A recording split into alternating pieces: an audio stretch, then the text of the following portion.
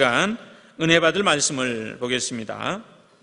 말씀은 느헤미야 12장 44절로 47절 말씀을 다 찾으셔서 함께 저희들이 합독하도록 하겠습니다. 느헤미야 12장 44절로 47절까지 말씀 함께 합독하도록 하겠습니다. 다 같이 합독하겠습니다. 그날에 사람을 세워 곳간을 맡기고 제사장들과 레위 사람들에게 돌릴 것 곧 율법에 정한 대로 거제물과 처음 익은 것과 11조를 모든 성읍 밭에서 거두어 이 곳간에 쌓게 하였노니 이는 유다 사람이 섬기는 제사장들과 레위 사람들로 말미암아 즐거워하기 때문이라.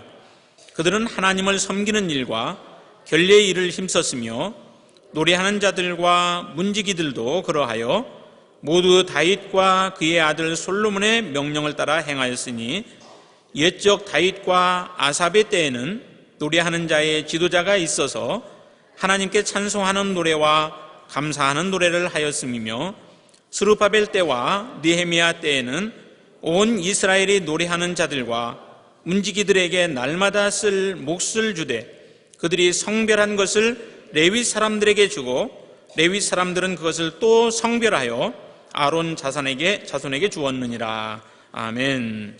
이 시간 담임 목사님 나오셔서 느헤미야와 제사장이라고 하는 두 번째 말씀 나오셔서 귀한 말씀 주시겠습니다. 오늘 예배에 오신 여러분들을 환영합니다. 우리 옆에 계신 분, 뒤에 계신 분 인사하겠습니다. 기쁨과 소망이 넘치시기 바랍니다 하고 인사 나누시겠습니다.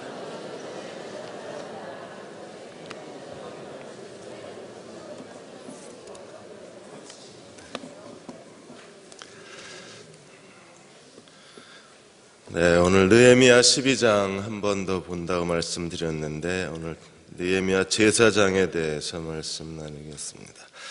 우리가 뭔가 더 알고 싶을 때 정보 검색을 하는데 네이버도 많이 쓰지만 구글도 많이 씁니다. 구글에 대해서 놀라운 사실들이 있습니다. 구글이 갖고 있는 정보의 양을 프린트하면 한 500억 페이지 정도 됩니다. 사람이 이걸 1분에 한 장씩 본다 그러면 수동으로 검색하면 95,116년을 검색을 해야 합니다. 엄청난 양의 정보가 구글에 있습니다. 구글에 매일 접속하는 사람이 전 세계적으로 6억 2천만 명이 매일 구글에 검색을 합니다. 인류 역사가 지금까지 글자로 기록한 역사 문서가 대략 한 500페타바이트 정도 됩니다. 기가바이트 넘어서 페타바이트인데 그 정도 양인데 매일 지금 구글에서 만드는 정보의 양이 20페타바이트 정도 돼요. 어마어마한 양이 지금 만들어지고 있는 거예요. 이보다 더 놀라운 사실이 있습니다. 그것은 예수께서 십자가의 죽으심으로 율법의 모든 것을 다 완성하셨다는 사실입니다. 초대교회 때 복음이 전파되고 바울과 사도들이 교회를 세우면 유대 율법주의자들이 찾아가서 다시 율법을 가르쳤어요. 그들은 모세의 율법을 지켜야 된다고 요구하고 모세의 할례를 받으라고 초대교회를 뒤흔들어 놓았습니다. 초대교회 많은 사람들이 율법과 그리스도의 차이를 잘 몰랐습니다. 율법과 그리스도, 율법과 은혜에 대해서 영적 분별력을 갖지를 못했어요. 교회가 이방인 지역에 세워지면서 사도행전 15장에서 예루살렘 종교회의가 율법에 대한 최종 결론을 내리기를 모든 율법은 예수 그리스도의 모형이요 예수 그리스도의 그림자이기 때문에 그리스도가 십자가에 죽으심으로 율법을 다 완성하셨기에 이제 율법의 모든 조항을 다 삭제해버리고 음행과 우상의 제물과 피와 목매어 죽인 것만 남겨놓고 율법을 다 지워버렸어요. 마태복음 5장 17절에 주님이 이렇게 말씀하셨습니다. 내가 율법이나 선지자를 폐하러 온 줄로 생각하지 마라. 폐하러 온 것이 아니라 완전케 하려 함이라. 십자가에 죽으시고 부활하심으로 하나님이 모세를 통해 주신 모든 율법이 그리스도 안에서 완성이 된 거예요. 우리는 이 그리스도가 완성하신 거에 대한 그 하나님의 사실들을 알아야 하고 그것이 어떻게 우리에게 성취됐는가를 은혜로 깨달아야만 됩니다. 로마서 10장 4절에 그리스도는 모든 믿는 자에게 의를 이루기 위해서 율법의 마침이 되셨다 그랬어요. 율법은 끝난 거예요. 근데 일부 지금 하나님의 성에 신천지 어머니 하나님의 어머니 이런 데서는 여전히 뭐라고 가르칩니까? 안식일을 지켜야 된다, 유월절을 지켜야 된다, 이런 걸 통해서 그리스도인을 미혹하고 있습니다. 여러분, 율법은 이미 끝났어요. 완성이 된 겁니다. 그럼 어떻게 그리스도가 율법을 완성하셨는가? 우리가 오늘 두 가지 측면을 보겠는데, 첫째로 출애굽의 네 가지 축복부터 보겠습니다. 하나님이 이스라엘을 모세를 통해서 애굽의 종살이에서 출애굽시키시고 언약의 백성을 삼으시면서 네 가지를 주셨어요. 이 네 가지는 하나님이 자기 백성에게 주신 최고의 복입니다. 그 첫째가 뭐예요? 애굽과 바로의 종살이로부터 이스라엘을 구출해내신 해방입니다. 이스라엘은 400년 동안 애굽의 종살이를 했습니다. 바로의 노예가 되어서 그들은 중노동에 시달려야 했었어요. 하나님이 모세를 통하여 10가지 재앙과 유월절을 통해서 어린 양의 피로 이스라엘 백성들을 애굽에서 해방시키시고 바로의 죄의 속박과 노예살이에서 해방을 시키신 거예요. 두 번째 주신 복이 무엇입니까? 시내산에 머무는 동안에 하나님이 모세를 통해서 여호와의 거룩한 말씀 토라, 율법을 그들에게 선물로 주셨어요. 그래서 이스라엘은 율법의 백성이 되었습니다. 세 번째 복은 무엇인가요? 하나님께서 모세에게 모든 그 설계도를 보여주시고 모형을 보여주시고 모세로 하여금 하나님의 성막을 짓게 하시고 그리고 성막을 통해서 하나님이 자기 백성과 함께 거주하시게 된 사실입니다. 그래서 이스라엘은 해방의 축복, 율법의 축복, 성전의 복을 받은 백성이에요. 마지막으로 그들은요, 하나님의 약속의 땅, 하나님의 언약의 땅을 기업으로 받은 백성들입니다. 그래서 하나님의 성막을 중심으로 해서 언약궤를 앞세우고 이스라엘 백성은 가나안 땅을 정복하고 약속의 땅을 기업으로 받은 거예요. 이 네 가지 복이 하나님이 자기 백성을 출애굽시키시면서 주신 네 가지 하나님의 축복입니다. 그런데 예수님이 십자가의 죽으심으로 말미암아 이 출애굽의 이스라엘 백성에게 주신 네 가지 복을 그대로 우리 안에 성취해 주신 거예요. 우리도 예수 그리스도가 이 땅에 유월절의 어린 양으로 오셔서 십자가의 죽으심으로 말미암아 그 그리스도를 믿는 자들에게 하나님의 첫 번째 복이 무엇입니까? 죄와 죽음으로부터의 죄사함과 해방을 우리에게 선물로 주신 거예요.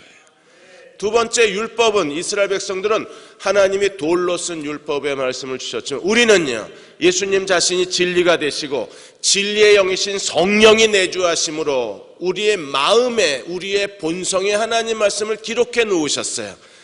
그러므로 하나님 말씀이 우리 안에 있습니다. 우리는 새로운 하나님의 토라, 새로운 하나님의 율법, 새로운 하나님의 말씀의 사람들이 되었는데 말씀이신 그리스도가 우리 안에 내주하는 사람이 된 거예요. 하나님의 성전을 출애굽한 백성들은 선물로 받았습니다. 오늘 우리는요, 예수님이 하나님의 새 성전이 되셨고 구원받은 우리가, 나와 너가 서로 연결되어져서 이 땅에 그리스도의 몸을 이루며 우리가 하나님의 새로운 성전으로 이 시대를 살아가는 거예요. 이스라엘은 가나안 땅을 기업으로 받았습니다. 우리는요, 새하늘과 새 땅을 기업으로 받은 사람들입니다. 베드로후서 3장 13절에 있는 것처럼 우리는 새하늘과 새 땅을 바라보는 사람이요, 빌립보 3장 20절에 있는 것처럼 우리의 시민권은 어디에 있어요? 하늘에 있는 사람들입니다. 그러므로 그리스도를 믿는다는 게 얼마나 축복된 일인가를 깨달아야 하는 거예요. 그리스도를 믿는다는 그 안에 그 숨겨진 하나님의 놀라운 사실들을 발견한 사람이 오늘 하나님의 은혜와 사랑 가운데 살 수 있는 겁니다. 미국의 한 목사님이 자기 교회 한 성도 간증을 그분이 글로 쓰셨습니다. 그 아버님이셨는데 5살 된 아들과 가족과 더불어서 호숫가에 캠핑을 가신 거예요. 계속 아들이 노는 모습을 아버지가 지켜보고 있었습니다. 잠깐 한눈판 사이에 애가 사라져버린 거예요. 아버지는 미친 듯이 애를 찾아서 여기저기를 헤매기 시작했습니다. 그리고 여기도 없고 저기도 없어서 물을 들여다봤는데 한 1m가 넘는 물속에 아이가 떠 있는 거예요. 급히 아이를 꺼내서 심폐소생을 하고 911에 전화를 하고 응급대원이 올 때까지 아버지는 울면서 아이 심폐소생을 합니다. 가까스로 아이가 숨을 쉬고 응급대원들이 도착을 하고 인근 병원에 옮겼지만 거기서 여의치 않자 헬리콥터가 떠서 LA 근처에 있는 어린이 특수병원으로 아이를 급히 옮긴 거예요. 다행히 아이는 살았습니다. 그리고 교인들이 같이 기도해서 아이가 일주일이 지나자 건강도 되찾고 기억력도 다 되찾고 정서적으로 많이 안정되기 시작한 거예요. 그래서 아버지가 교회에 나와서 교인들에게 기도해 줘서 고맙다고 말하는데 목사님이 그 아버지의 얼굴 표정을 본 겁니다. 5살 된 아들이 숨이 멈췄을 때, 물속에 꺼냈을 때 그 절박함, 살려야 되겠다고 몸부림치는 그 아버지의 그 안타까움. 여러분, 육신의 아버지도 자기 자식에 대해서 이렇게 모든 애정을 쏟는데 하물며 하늘에 계신 우리 아버지께서 예수 그리스도로 말미암아 우리를 자기의 친자식으로 삼아주신 하나님이 얼마나 우리를 더 크게 사랑하시겠어요? 우리를 얼마나 아끼시겠습니까? 출애굽 백성만 주셨던 게 아니라 예수 그리스도를 믿는 우리에게 출애굽한 백성에게 주신 4가지 복을, 아니 그보다 더 신령한, 왜요? 예수 그리스도가 율법을 완성하셨기 때문에 율법 시대에 주셨던 것보다 그리스도가 우리에게 율법을 완성하시고 주신 이 4가지 복이 우리는 더 큰 복을 누리는 사람이 되는 거예요. 두 번째 측면이 있습니다. 하나님의 성전의 3가지 요소입니다. 우리는 느헤미야를 보면서 느헤미야가 예루살렘 성전과 성벽을 재건한 다음에, 그리고 두 번째로 제사장의 그 명단과 레위지파 명단을 확보하고 역사적 자료에 근거해서 레위지파가 정통한 레위지파 사람들이고 제사장 가문의 사람들이라는 사실을 증명해내요. 그래서 성벽과 성전이 재건이 되고 그 다음에 제사장의 정통성이 확보되고, 그리고 느헤미야가 가장 힘쓴 것 중에 하나가 뭐냐면 11조입니다. 왜? 11조가 있어야 제대로 예루살렘 성전이 돌아가는 거예요. 백성의 11조가 없으면 제사장들이 하나님 앞에 제물을 드릴 수가 없습니다. 백성의 11조와 예물과 하나님께 드리는 초태생에 하나님께 바칠 걸 제대로 바치지 않으면 제사장과 레위 사람들이 생존이 위협을 받는 거예요. 하나님께서 레위지파는 기업의 땅을 주지 않으셨습니다. 그리고 레위지파는 하나님 자신이 기업이 되시겠다고 약속하셨어요. 하나님이 어떻게 그 약속을 이루셨습니까? 백성들의 11조를 그들의 기업으로 주신 거예요. 그러므로 11조가 멈추면 제사장이 멈추는 거예요. 제사가 멈추고 제물이 멈춥니다. 그러면 여호와의 성전은요, 다시 빈집이 되는 거예요. 그러므로 예루살렘 성전 그리고 제사장 11조는 서로 순환이 되는 겁니다. 하나의 시스템이에요. 이 3가지 중에 하나가 멈추면 다 멈추는 거예요. 그래서 10장에서도 느헤미야는 백성들이 11조와 하나님 앞에 초태생과 여호와께 바칠 걸 바쳤다는 그 사실을 증언하고 11장에서도 12장에서도 지금 11조에 대한 얘기를 꺼내놓는 이유가 거기에 있습니다. 44절에 보시면 그날에 사람을 세워 곡간을 맡기고 제사장들과 레위 사람들에게 돌릴 것, 곧 율법이 정한 대로 거제물과 처음 익은 것과 11조를 모든 성문에서 다 거두어 11조 곡간에 채웠어요. 제물 곡간에. 왜 그렇게 했습니까? 이는 유다 사람이 섬기는 제사장들과 레위 사람들로 말미암아 즐거워하기 때문이라. 그들은 그 장엄한 광경에 감동을 받았을 겁니다. 오른쪽으로 제사장 그 레위 사람 합창대, 그리고 백성의 지도자 제사장의 7 나팔이 오른쪽으로 돌고, 여기에 레위인의 합창단 그리고 제사장의 7 나팔 지도자들이 양쪽 성벽에서 오른쪽 왼쪽으로 돌아서 하나님의 성전에서 만나서 거기서 하나님 앞에 큰 제사를 드렸을 때 얼마나 거룩하고 얼마나 장엄하고 얼마나 감동적이었을까요? 그걸 보고 백성들이요, 다시 하나님의 곡간을 채우기를 시작을 한 겁니다. 하나님의 곡간을 채우자 어떤 일이 벌어졌습니까? 45절에 그들은 하나님을 섬기는 일과 결례의 일을 힘썼습니다. 제사장들이 즐거움으로 백성들이 많은 제물을 하나님께 바쳐오자 제사장들은 하나님을 섬기는 일과 결례에 온 힘을 다 기울였습니다. 그리고 어떤 일이 일어났나요? 노래하는 자들과 문지기도 자신들의 즐거움과 기쁨과 열심을 다해서 하나님의 성전을 섬기기 시작했어요. 그 광경이 어떤 모습이었습니까? 처음 다윗 시대에 솔로몬 시대에 처음 하나님의 성전의 그 열정과 열기와 뜨거움과 감동이 그대로 살아난 겁니다. 오늘 이 시대에 이 세 가지 중요한 요소, 하나님의 성전의 세 가지 요소, 하나님의 예루살렘 성전, 그리고 제사장, 그리고 11조. 지금도 11조는 논란의 대상입니다. 11조를 구약시대에는 11조 얘기가 있는데 신약에는 왜 11조 얘기가 없어졌냐는 거예요. 그래서 11조를 드려야 되나 말아야 되나 이게 지금도 신학자들 사이에 논쟁이 되는데, 여러분이 알아서 드리시고 여러분들이 구약시대에 태어나지 않은 걸 정말 감사하셔야 돼요. 더군다나 아브라함의 자손으로 안 태어나신 거 진짜 고마워해야 합니다. 왜냐하면 구약의 이스라엘은 11조를 세 가지나 드렸어요. 여러분들이 아마 구약시대에 살았으면 교회 나가기 싫었을 겁니다. 제일 먼저 레위기 27장에서 하나님께서 레위인과 제사장에게 주라고 명령한 11조부터 드렸어요. 일반적 11조라 그럽니다. 두 번째로 3년마다 고아와 과부를 위한 자선 11조를 따로 드렸습니다. 그게 신명기 14장 28절 29절에 나와 있어요. 이 고아와 과부를 위한 자선 11조에 하나님께서 거기에 조건을 달아놓으셨는데, 이 11조를 드리면 내 하나님 여호와가 내 손으로 하는 범사에 내게 복을 주겠다고 여기다 약속을 달아놨어요. 세 번째 11조가 있습니다. 이스라엘 백성이 예루살렘에 절기를 지키러 올라갈 때마다 소산의 11조를 가지고 가서 예루살렘 성전에서 그걸 나눠 먹었어요. 이걸 절기의 11조라고 부릅니다. 신명기 14장 22절에서 27절까지 이게 기록되어 있고, 이 절기의 11조는 이것을 통해서 내 하나님 여호와 경외하는 걸 배우라고 명령하고 있어요. 그러니까 세 번의 11조를 드리는 겁니다.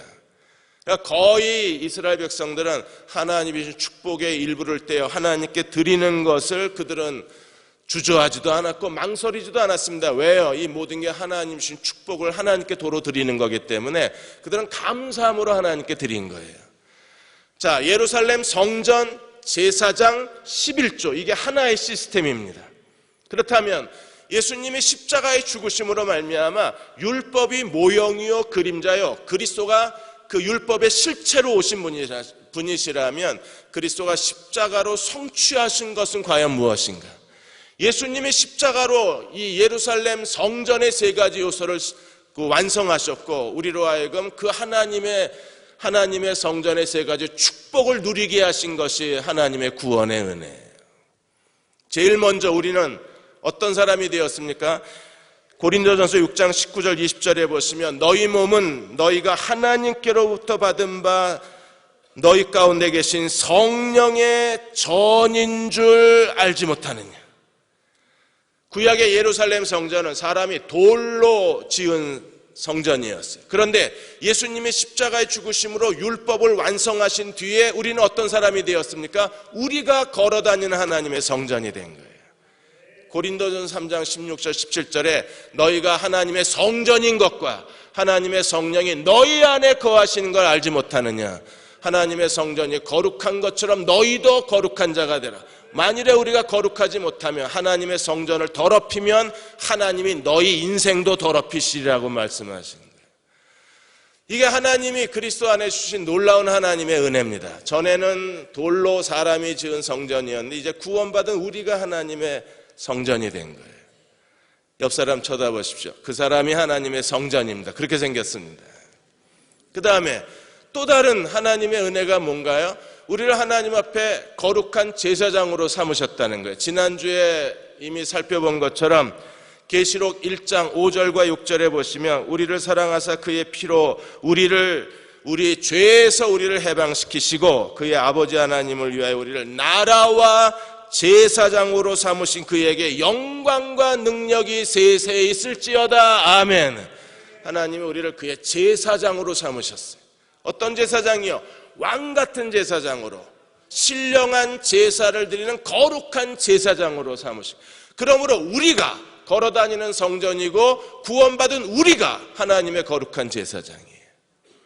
더군다나 고린도전서 6장 19절 20절에서 너희는 너희 것이 아니요 너희 것이 아니라 값으로 산 것이 되었으니 너희 몸으로 하나님께 영광을 돌리라. 우리는 우리 것이 아니라 값으로 팔리운 바 내 하나님의 것이라고 선언이 된 거예요. 여기에 11조 영성이 있습니다. 그러므로 그리스도가 우리에게 주신 은혜는 무엇입니까? 구약의 모든 성전 제사장 11조 모형이 그대로 우리 안에 성취가 돼서 우리가 성전이고 우리가 제사장이고 우리가 11조가 되는 거예요. 감동을 못 받으시네요. 11조라는 게 뭡니까? 11조라는 거는요, 하나님이 우리에게 열을 주셨기 때문에 이 열은 하나님이 주신 겁니다. 하나님의 소유입니다. 하나님의 소유권을 인정하고 그 중에 하나를 하나님께 드리는 거예요. 그러므로 11조는 하나님의 주권, 하나님의 소유권을 인정하는 겁니다. 여러분이 하나님의 소유이신 것을 믿으십니까? 하나님이 내 인생의 주인이심을 믿으시나요? 내셔널 지오그래피의 그 잡지에 재밌는 게 아니라 슬프고 감동적인 기사가 하나 떴습니다. 옐로우스톤에 큰 불이 났을 때 소방대원들이 그 불을 끄고 그리고 나서 불이 다 끈 다음에, 이렇게 말이 더듬냐, 다 끈 다음에 이제 소방관들이, 안전관들이 산에 올라가서 산불의 피해 정도가 얼마나 심각한가를 측정하게 돼 있어요. 그래서 산불 안전관, 산림 안전관들이 이 옐로스톤 공원에 올라가서 각각 구역을 정하고 그리고 피해 정도가 어느 정도인가를 다 조사하고 다니는데 어느 한 커다란 나무가 다 타버렸는데 그 안에 뭔가 시커먼 돌덩어리 같은 게 있는 거예요.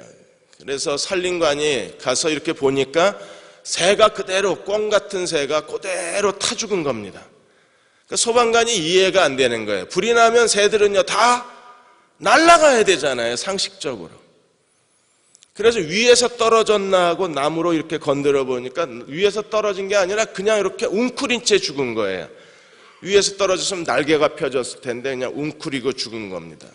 야, 희한한 일도 다 있네. 어디가 아픈가 병들었나 하고 새를 이렇게 들척였는데 그 밑에 새끼 3마리가 거의 기진맥진해서 며칠 동안을 그 엄마 밑에서 얘네들이 먹지도 못하고 그냥 숨어 있는 상황이니까 그 새들이 도망가지도 못하고 거기서 비실비실 거리고 있는 거예요. 그래서 소방관이 그걸 가져다가 동물보호센터에 맡기고 그걸 사진을 찍었는데 이게 내셔널 지오그래픽의 사진과 함께 기사가 뜬 겁니다. 이 어미는요, 새끼들이 날아가질 못하니까 자기만 홀라 도망가는 게 아니라 자기도 사는 걸 포기하고 자기 밑에 새끼들을 숨겨놓고 나무 큰 둥치 밑에, 거긴 좀 안전할까 싶었나 보죠.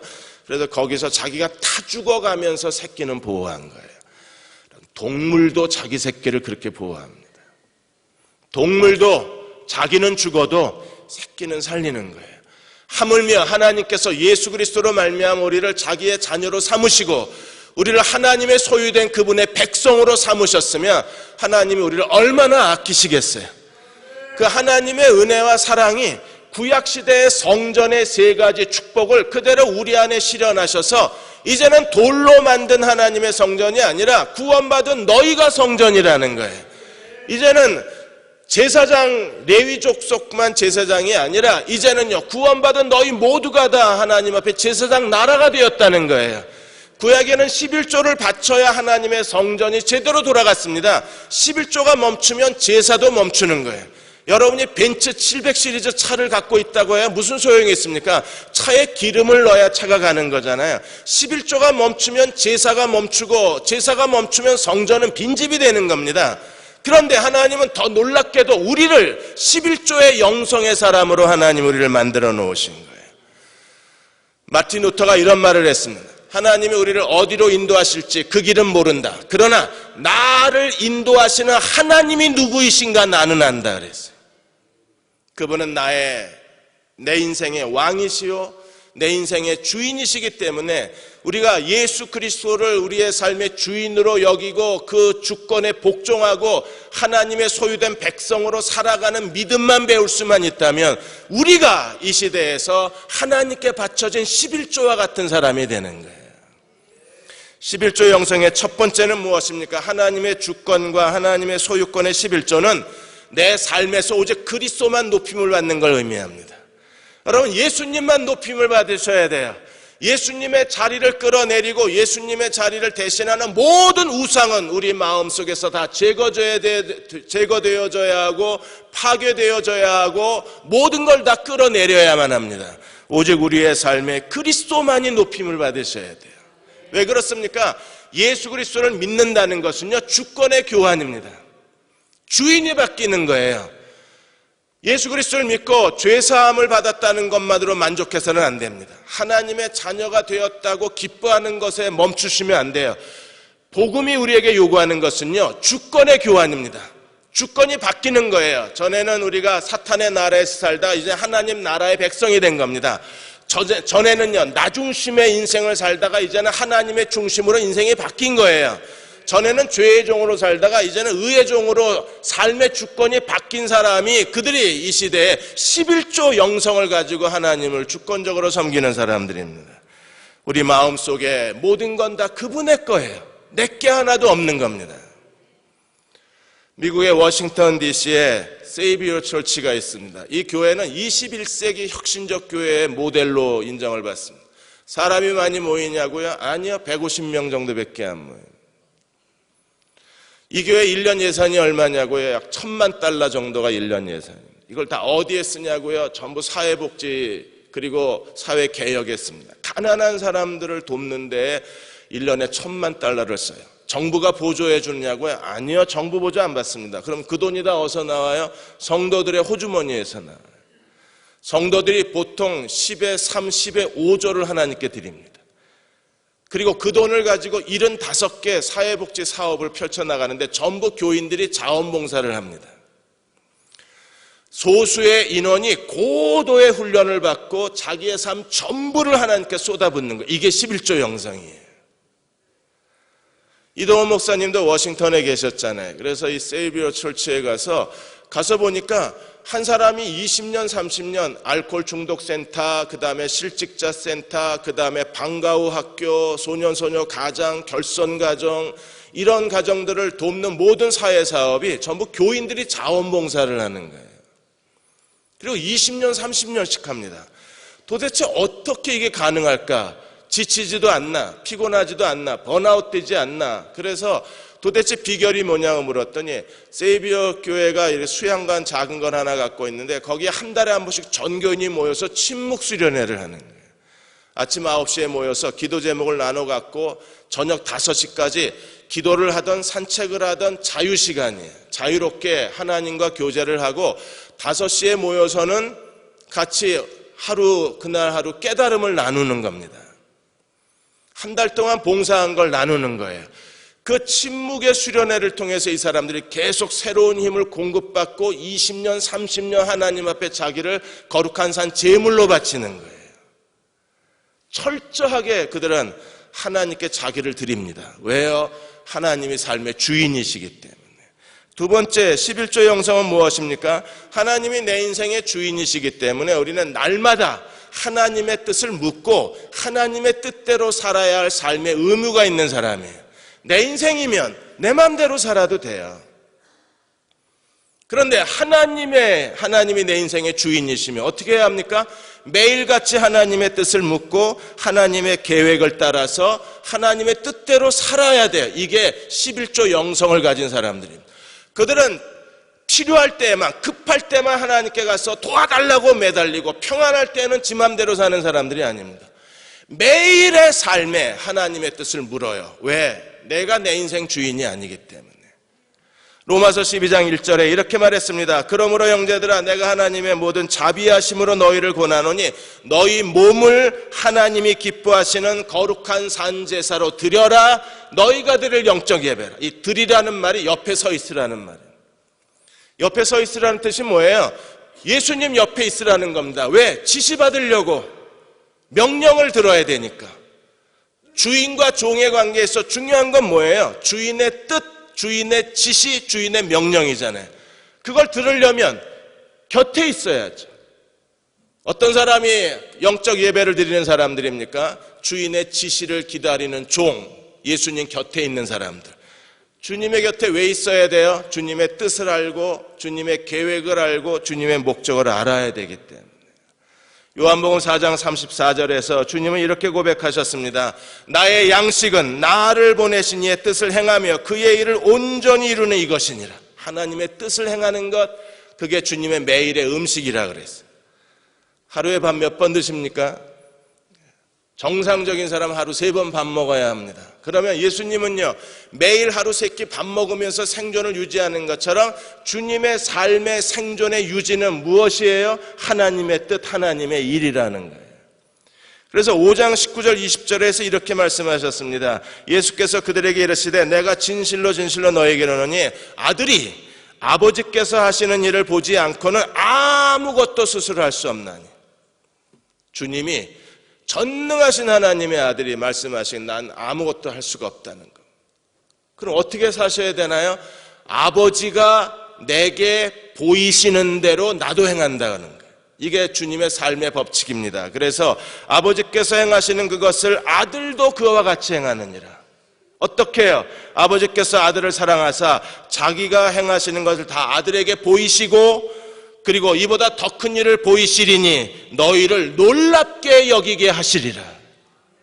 그러므로 사복음서에 주님이 우리에게 남겨놓으신 삶의 모습은 주님이 스스로 선택한 삶이 아니라 아버지가 보여주시는 대로 아버지가 행하는 대로 예수님도 그대로 행한 삶이 지금 우리가 알고 있는 사복음서의 삶인 거예요. 사랑하는 여러분, 우리가 11조의 영성으로 이 시대에 11조처럼 하나님의 것으로 하나님께 바쳐지는 사람이 되려면 나의 하루하루가 하나님의 뜻으로 만들어진 날들이 되어야 돼요. 내가 지나온 날들을 봤을 때 그 중에 일부만 하나님의 뜻대로 조정되는 날이 아니라 나의 모든 날들이 다 하나님이 보여주시고 하나님이 지시하시고 하나님이 계획하신 그분의 날이어야 되는 거예요.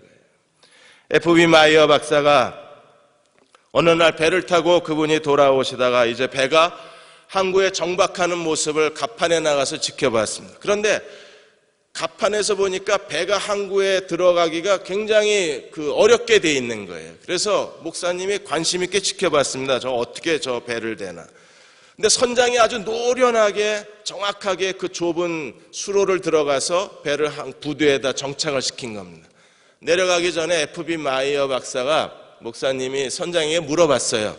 무슨 비결이 있냐? 어떻게 이렇게 정확하게 자로 잰 듯이 좁은 수로를 들어와서 부두에 발을 대냐? 그랬더니 이 선장이 웃으면서 저기 불빛 세게 보인다고. 저게 일직선이 됐을 때 안으로 들어오면 정확하게 부두에 들어온다는 거예요. 나중에 마이어 박사님이 설교를 하다가 이걸 써먹어요. 하나님의 주권과 하나님의 뜻대로 살기 원할 때 하나님의 뜻이 보여야 그래야 우리도 행동하는 거잖아요. 언제 하나님의 뜻이 보이냐? 3가지 불빛이 일직선이 될 때 선장이 배를 안쪽으로 들어온 것처럼 우리도 3가지 불빛이 일직선이 될 때 안으로 들어오라. 그러면 하나님의 뜻대로 이루어진다는 거예요. 그 3가지 불빛이 무엇입니까? 우리 안에 내적 하나님께 대한 갈망, 그리고 하나님의 말씀에 대한 빛, 그리고 환경에 대한 빛. 내 안에 내가 뭘 원하나?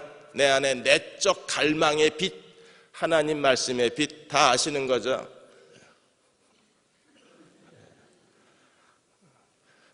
난 여러분이 웃게 되는 날이 그리스도가 오시는 날이라고 생각해. 웃음이 없으셔. 그 다음에 환경의 빛. 그러니까 하나님께서 이 3가지 환경을 열고 닫으셔야 되는데 문이 열고 닫히는 빛이 보여야 하고, 그리고 하나님 말씀을 읽다가 그 고요한 중에 말씀 속에서 들리는 하나님의 음성이 있어야 하고, 그리고 내 안에 아주 선명하고 분명하게 내 안에 하나님께 대한 영적 갈망의 소리가 일직선이 될 때 거기에 하나님이 보이신다는 거예요. 우리가 하나님 보이는 대로 순종하면 됩니다.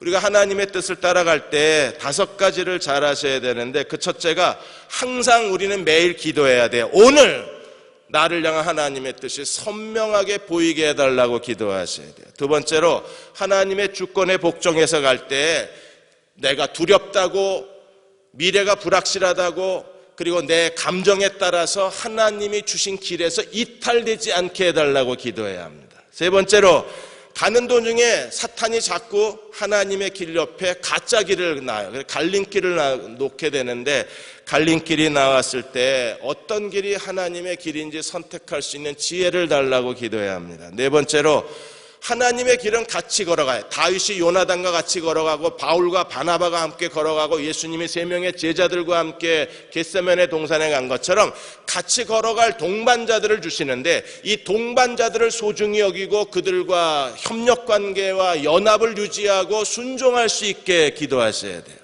다섯 번째로, 혹시 내 계획과 예상대로 길이 열리지 않고 다른 방향으로 길이 열렸을 때 하나님을 신뢰할 수 있는 믿음을 구하셔야 돼요. 가끔은 우리가 이 길로 가길 원하는데 하나님이 우리의 인생길을 바꾸실 때가 있어요. 이럴 때 어떻게 해야 되나? 그럴 때 순종하시면 돼요.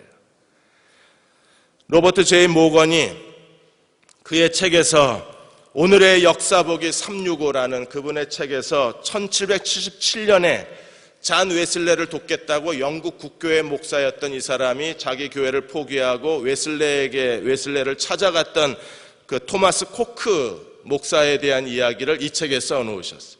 이분이 다 정리하고 1785년 9월 24일 날 노바스코샤로 잔 웨슬레를 돕기 위해서 모든 짐을 정리하고 이삿짐을 보내고 배를 탑니다. 근데 이 배가 가다가 풍랑을 만나요. 풍랑을 만나는데 마치 요나가 탄 배처럼 풍랑이 너무나 심각하게 큰 파도가 치고 바람 때문에 배가 도저히 앞으로 가질 못하는 거예요. 3개월 동안 표류하다가 겨우 도착한 곳이 카브리에에 있는 그 안티구아 섬이라는 데 도착을 했습니다. 선장도 그 섬이 처음이고 코크 목사도 그 섬이 처음인 거예요. 도대체 이 섬이 어떤 섬인지 아무도 모르는 겁니다. 거기에 성 누가 항구에 도착한 다음에 로버트 코크 목사가 다른 동료 3명의 선교사와 함께 무릎을 꿇었습니다. 3개월 그 풍랑 가운데 밀려서 카브리에이 성까지 내려왔는데, 하나님, 우리가 여기에 더 있어야 되나요? 아니면 노바스코샤로 가야 되나요? 하나님 아무 말씀도 없으세요. 그래서 거기 있으라는 걸 알고 하나님을 신뢰하고 그들이 감리교 부흥을 위해서 모든 걸 정리하고 떠났으니까 혹시 여기에 감리교 사람이 있나를 알아봤는데 잔 백스터라는 감리교 선교사 한 사람이 있는 거예요. 됐다, 그 사람 찾아가자. 그래서 길을 떠나고 가고 있는데 어디를 가야 될지 누구를 만나야 될지 모르는 상황에서 길 가다가 사람을 만나면 잔 백스터를 아냐고 물어보고 가자, 이렇게 해서 길을 떠나야 해서 해변가에서 제일 처음 날이 어두워질 때 제일 첫사람을 만났는데 그 사람에게 잔 백스터를 아냐고 그랬더니 그 사람이 내가 잔 백스터라고 대답을 하는 거예요. 어디를 가냐 그랬더니 오늘이 크리스마스 성탄절 아니냐, 그래서 사람들에게 도시 광장에서 성탄절 예배 드리겠다고 광고를 붙여놨는데 거기 지금 예배를 집례하러 간다, 우리도 가도 되냐, 같이 가자, 이렇게 해서 코크와 3명의 선교사가 잔 백스터 선교사하고 도시 광장으로 들어갔는데 사람이 얼마나 많이 모였는지 한 번 예배로 이 사람들을 소화 못해서 성탄절날 예배를 3번을 드렸어요. 그리고 그들은 확신을 했습니다. 하나님이 진로를 변경하셨다, 하나님께서 방향을 바꾸셨다. 그들은 확신을 하고 거기에 안티구아 섬과 주변 섬에 대한 선교 프로젝트를 세우고 잔 백스터와 로버트 코크와 몇 명의 선교사가 섬을 복음화하기를 시작을 합니다. 그리고 로버트 코크가 하나님의 부르심을 받았습니다. 1814년에 하나님의 부르심을 받았을 때 거기에 안티구아 섬과 주변 섬에 감리교도들이 무려 17,000명이 생겨요. 그들의 처음 발을 내디뎠을 때 감리교도는 선교사 하나밖에 없었습니다. 그런데 그가 죽었을 때 무려 17,000명. 로버트 코크가 이런 말을 남겼습니다. 하나님의 주권 아래 항로 이탈은 없다, 잘못된 길은 없다는 거예요. 하나님의 방향을 바꾸실 때 하나님의 새로운 계획이 있는 겁니다. 우리가 11조 영성을 가진 사람들은 그 자리에서 복종하는 거예요. 하나님을 신뢰하는 거예요. 그리고 하나님께 자기를 거룩한 산제물로 드리는 거예요. 그래서 매일의 삶 속에 하나님의 뜻을 성취하고 매일의 삶 속에서 하나님과 함께 자기 인생을 만들어가는 사람들, 그들이 이 시대에 11조처럼 받쳐진 사람들입니다. 에스더서를 지금 수요일 주일날 보고 있는데 하나님은 어떤 분이십니까? 맨 밑바닥에서 우리 인생의 맨 꼭대기로 우리를 데려가시는 분이세요. 요셉의 생애에서도 감옥에서 애굽의 바로 앞에 국무총리로 하나님 우리를 데려가실 수 있는 데까지 데려가길 원하십니다. 단 누가 그렇게 하나님의 영광의 그릇으로, 하나님의 능력의 그릇으로, 하나님의 은혜의 사람으로 쓰임받을 수 있나요? 11조처럼 철저하게 하나님께 복종하는 사람들을 하나님이 쓰시는 거예요. 그러한 11조 영성을 가지고 주님을 따르시는 저와 여러분이 되시기를 주의 이름으로 축원합니다. 이 언덕을 떠나고 싶습니다. 망설이고 주저하고 무기력한 이 언덕을 떠나서 하나님의 은혜의 바다를 향하여 마음껏 노저 나아가고 싶습니다. 믿음을 주옵소서, 순종케 하여 주옵소서, 하나님의 사랑을 신뢰하게 하여 주옵소서. 네가 하나님의 성전이며 네가 거룩한 제사장이요 네가 하나님께 바쳐진 11조라고 우리에게 말씀하여 주시고, 어떻게 살아야 그리스도와 함께 믿음으로 동행하는 사람이 될 수 있는가를 철저하게 가르쳐 주셔서 날마다의 삶에서 주님과 동행하는 주의 백성 삼아 주옵소서. 지금 우리를 죄에서 구원하신 우리 주 예수 그리스도의 은혜와 하나님 아버지의 무한하신 사랑하심과 성령의 인도하시고 도우신 은혜가 오늘 함께 예배드리고 돌아가는 사랑하는 모든 교우와 가정과 자녀들과 마음에 갈망하는 모든 것들과 이 민족과 이 땅의 모든 교회 위에, 그리고 아직도 10명의 실종자들을 눈물과 안타까움으로 기다리고 또 기다리는 세월호 가족들 위에 지금부터 영원히 함께 하시기를 간절히 축원하옵나이다. 아멘.